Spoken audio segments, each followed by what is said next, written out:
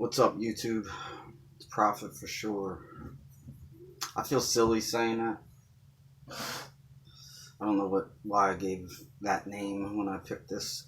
Probably because I didn't want anybody to know my name.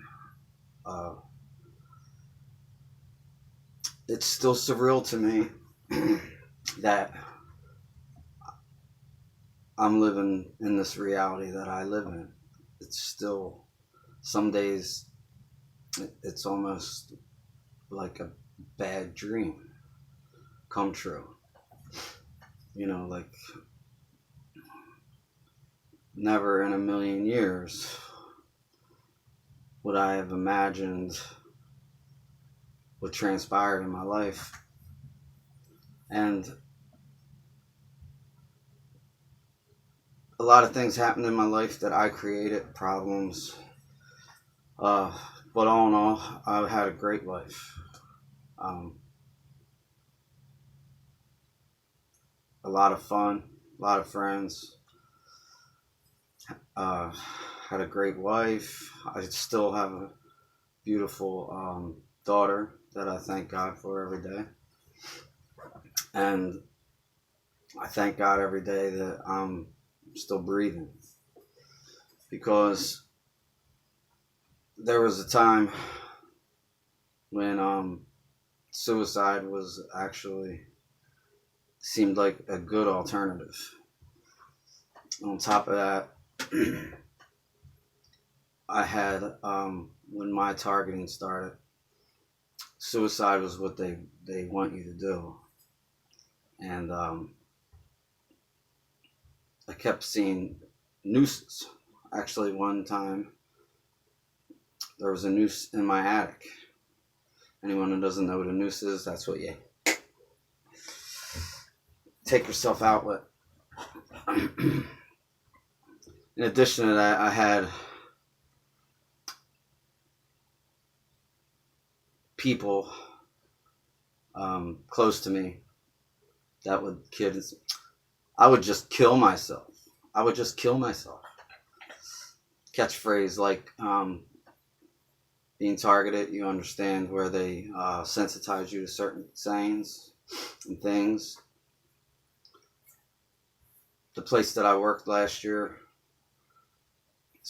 I was taking out the trash. When I walked out, right next door, somebody had died and they brought him down in the dead cart or whatever the hell they put dead people in. And then, the synchronicity of it, like we were like step for step.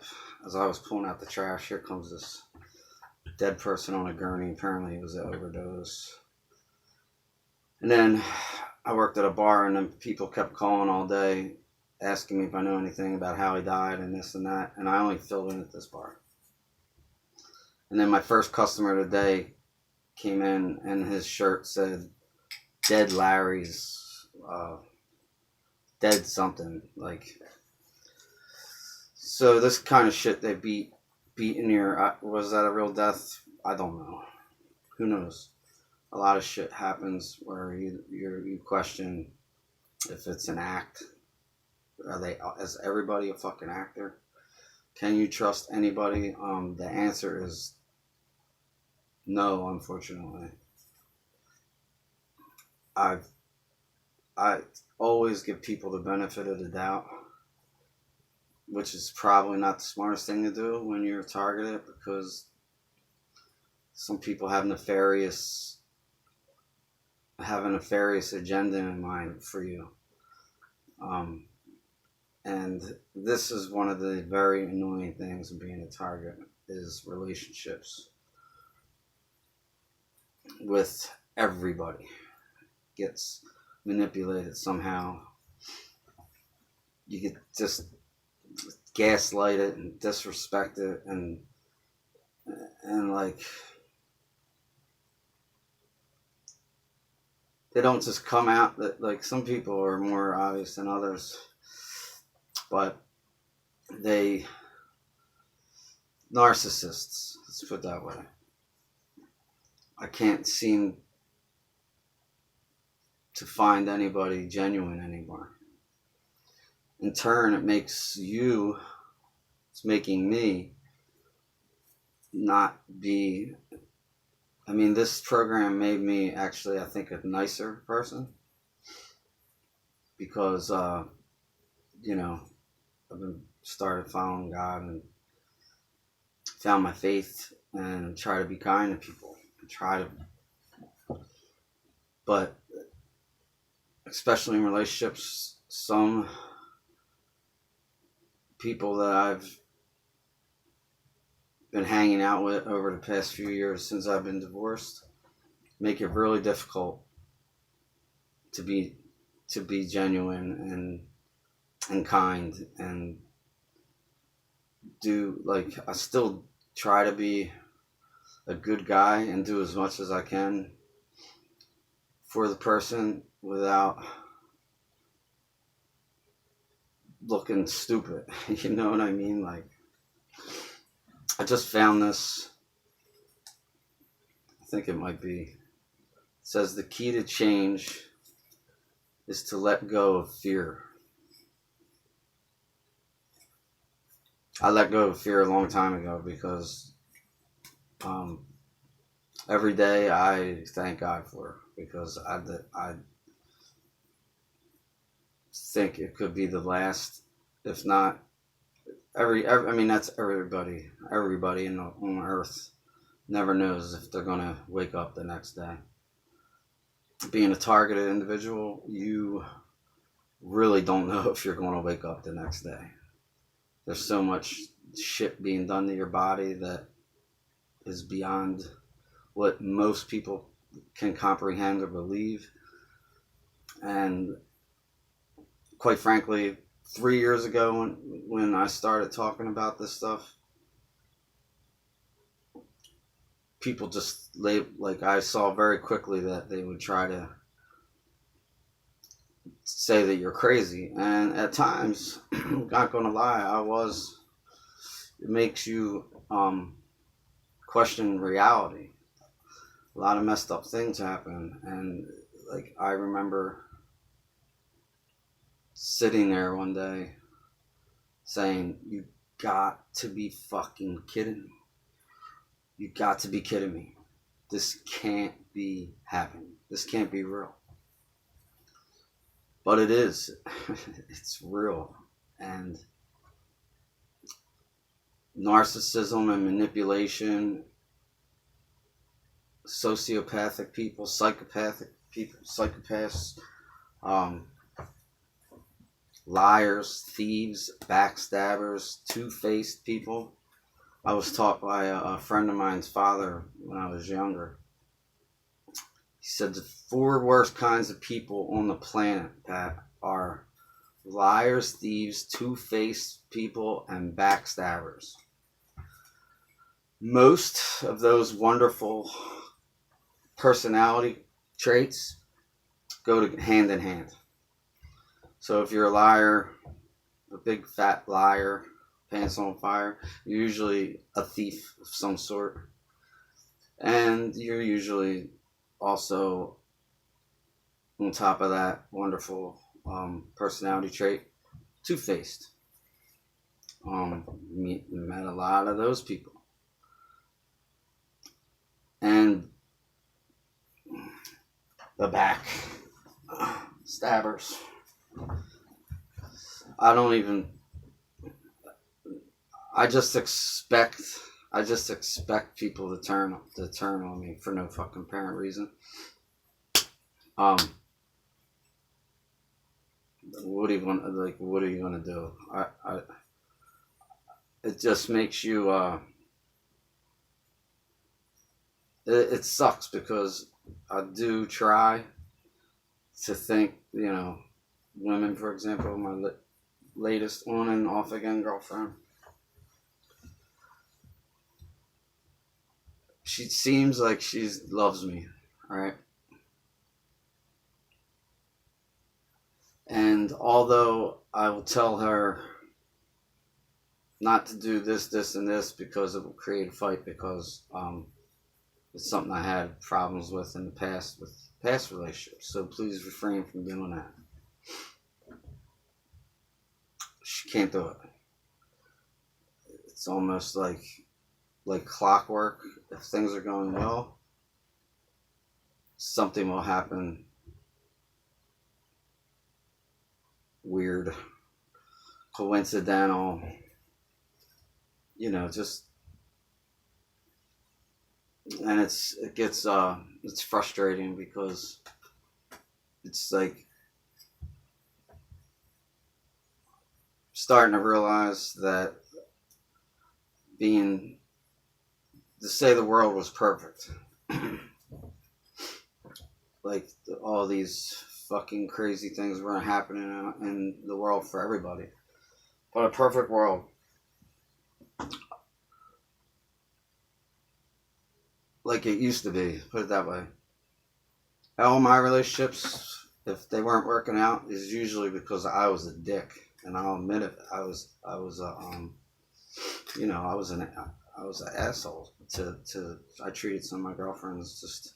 I never laid a finger on any woman ever my entire life. Swear to Yahweh.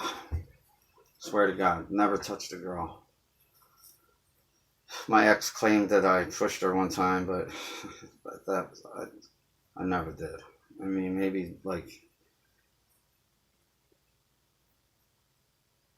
I don't know.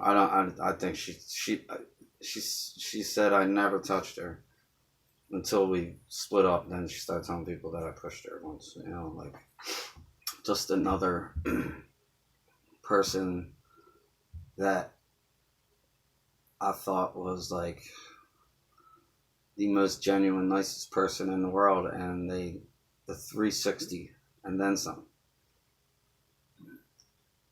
to the point where I had to leave because I feared for my life around this person. It's awful to feel that way about somebody you love, especially. Another, I came in here. This is an elephant, and this is an invitation. Frank Rizzo, who was the mayor of Philadelphia. My grandfather was a real big into politics, and my grandmother, and they were invited because Richard Nixon was coming to Philadelphia to have a dinner with Richard Nixon and Frank Rizzo, which is pretty cool. Then I found a picture. I should have brought it out, but I posted on Facebook. It's my grandfather with Jimmy Hoffa. Jimmy Hoffa when he was young and large and in charge before he went missing. Maybe that's why I became a target. Maybe they think I know where he's at, but I don't. But I thought it was a cool picture. It was in like 1955, and this Richard Nixon was in Philadelphia, 1972, which was a good year. It's the year I was born. What else?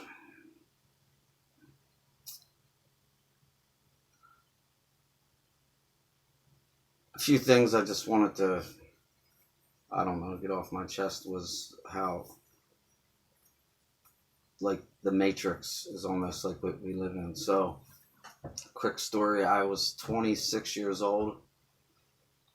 My whole life up to that point, I never had a father, but my father was killed when I was 2, shot to death at a bar in an altercation at a bar, outside of a bar, and he was shot 3 times. It was in the newspaper. He was in the roofers union. It was like a roofers quarrel, unions stuff, and apparently they went outside to fight. My dad was winning the fight, or who I thought was my dad, my sister's dad, who I love very much. And the guy went to his car, came back, shot him 3 times. Neck, leg, abdomen. My aunt Actually, they caught, the guy that did it got caught. My aunt punched the guy right in his face at his sentencing. He only got 20 years, self-defense type of thing. I think he only did 10 years at that. But he was killed in 1974. Things were different back then. But that was what I thought, you know. But something told me, like my intuition. Anytime people ask me who was your dad, and I said I never said it with like confidence because something in me just didn't add up. Long story short, when I was 26, I found out for a fact that he was not my father. My uncle told one of my friends, and my friend told me one night when we were partying. And but he said we both knew who my real dad was immediately because I met him and so did he. He was my best friend, and I grew up with him my whole life. Unfortunately, he was dead too, so it didn't make a difference, right? It's like this, like Jerry Springer episode, but it even gets weirder. So I confronted my mother and asked her if it was true, and she wouldn't admit it.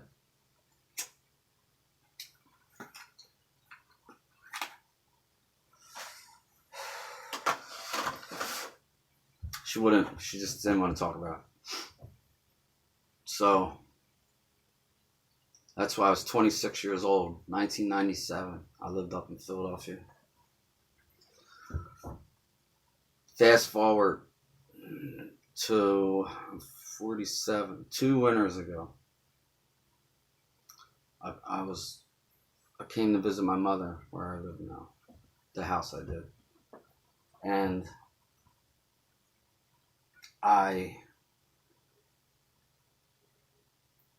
now, mind you, up until this point, never talked about it with my mother. She wouldn't talk about it. I said, who was my dad? She told me his name, my real dad.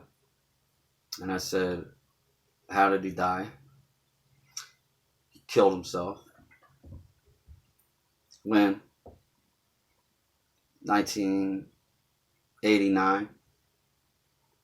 You were 16.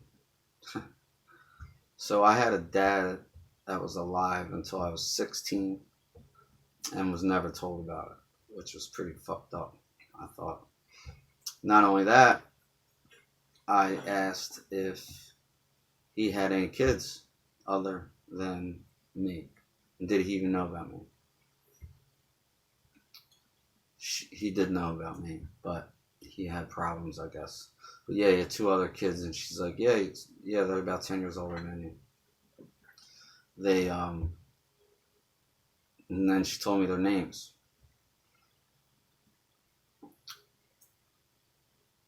The funny part was, I said, how old was he when he killed himself? He was 45. I was 45 when this night was taking place. I go home. Now on top of all the other mind fuck things happening to me, now I have this on my. It was like a very significant night in my life. I went and immediately looked up. Facebook searched the name of my half brother. Found him out of 300 people that had the same exact name. He's the first one I clicked on. I scroll down and it was National Suicide Awareness Day, and here he talked about how my dad my real dad, went to a site that where somewhere in Philadelphia where legend had it that Celtic warriors would go to die. And right on 4th of July weekend, right at the stroke of noon, 12 o'clock exactly, he blew his brains out. That same night, my mother, out of like a time capsule, hands me a letter from him that he'd sent her, the last one that he wrote her before he killed himself. How she just magically made that appear that night, I don't know. But I have copies of the letter. And then I found another letter from him outside in the rain, which is weird also. And he talked about me in it, which was, I don't know if these things,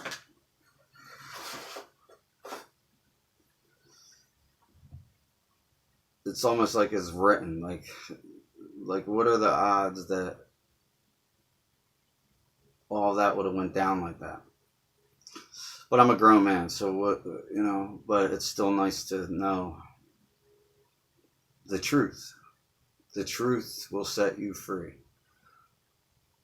The point of that story is I feel that's one stone that got turned over, and I'm happy I know the truth. I feel better now that I know who he was, how he died, why he died. I don't know why. Nobody knows why you kill yourself.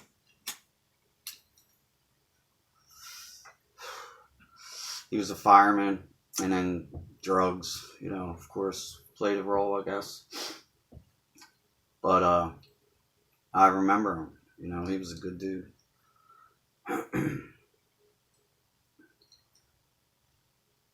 But the truth made me feel better. And when my life started to downward spiral, it was because it started out with lies from my significant. Lies after lie after lie after lie after lie, and they're lying, and they lie right to your face, and they have like no conscience about it. They just lie and lie. And this is coming from a girl that wasn't a good liar and didn't really ever lie up until this incident. Naturally, I knew she was having an affair of some sort, but I had so many other things going on. We were losing our house, car accidents, hospital, just like you really couldn't make the shit up how horrific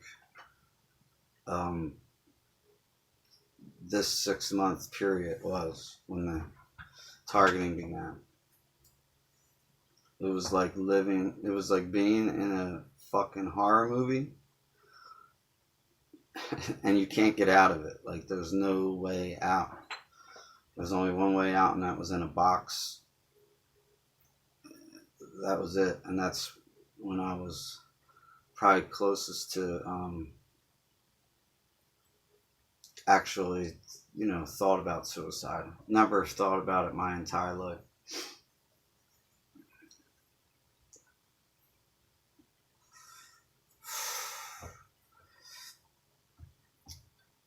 So when you tell somebody that story, if they really care about you and you're adamant about how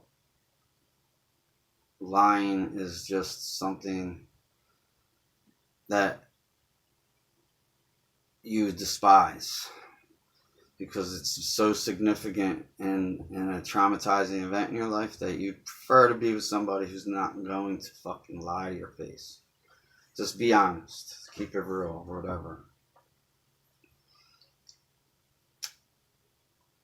And it doesn't matter who I'm with, where I meet them, how I meet them.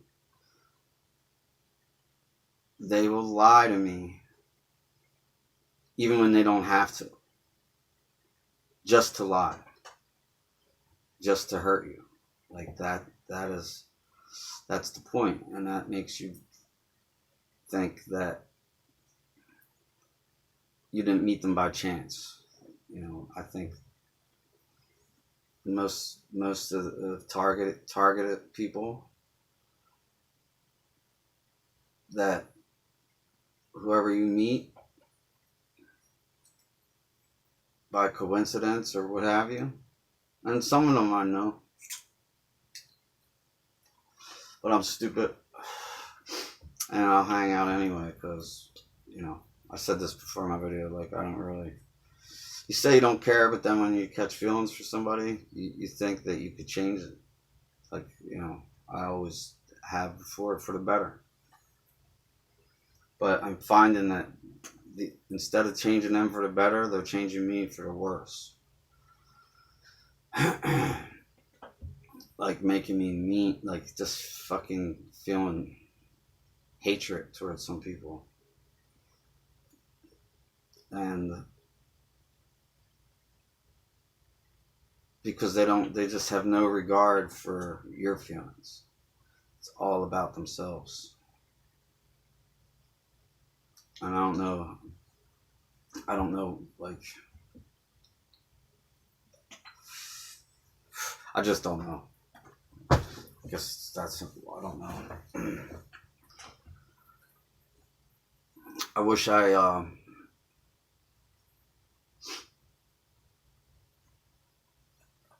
wish a lot of things, it's just, I keep quiet.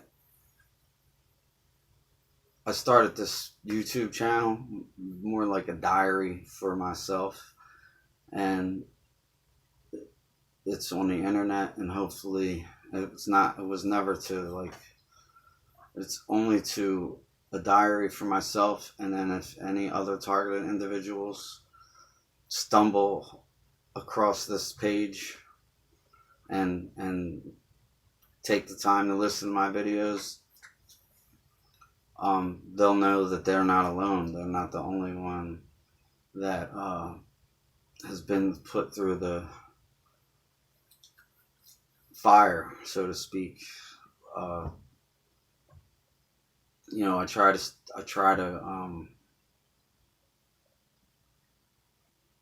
just accept. You just gotta accept your reality and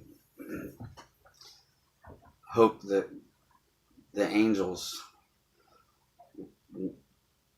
protecting you, which there are, believe me, because I should have been dead 50 times at least by now. Break-ins, slander, sabotage,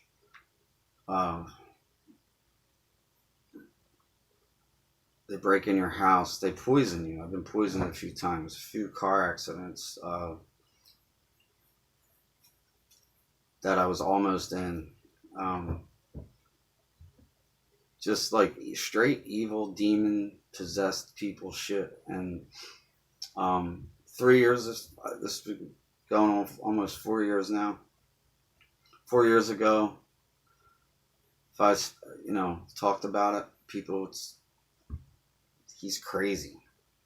Now they'll say, oh, that's everybody. Yeah, okay. That's it, you know.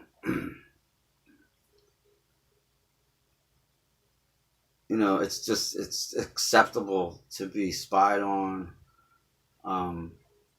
slandered. Like, basically, it's a witch hunt for you from like a network of secret society people, cult, gang, whatever the fuck you want to call it. And it goes from a dirtbag, cripple, to a fucking, you know, a Black Hawk helicopter pilot in the fucking army, or a CIA operative, like a real life James fucking Bond that's watching you, you know, talking in his shirt and shit, eating fruit salad, you know, just fucking bizarre shit. And now everything that I talked about in all my videos is coming to light, and it doesn't make me feel vindicated. It makes me sad that it's just a sad world we live in. It really is. This latest hoax, I'll just call it that. They shut down the world because of it. More people have died due to stress and suicide than they have this, you know what? People losing stuff they worked their whole entire life for, like that, because of a, you know, I don't know about you, but I'll take my chances. Like, I'll take my chances. I'd rather live my life and no fear. Like, children, like my daughter, took the chance of catching a cold every day. We sent her to school because little kids carry germs and are touching each other and da da da da da. And yeah, colds all the time. Always came home runny nose, sneezing. A lot of teachers, elementary ed, that's what I went to college for, elementary education. A lot of teachers get sick because they're around little kids that carry germs, and lice and shit like that is all passed on, and you know, like that age. But we still sent her to school. Like, we didn't homeschool her because she might catch a cold or she might get head lice, which, you know, she got them too. But we still sent her. So what is the difference? Now we're grown up, socially 6 feet from somebody. I mean, I always had my space, you know, and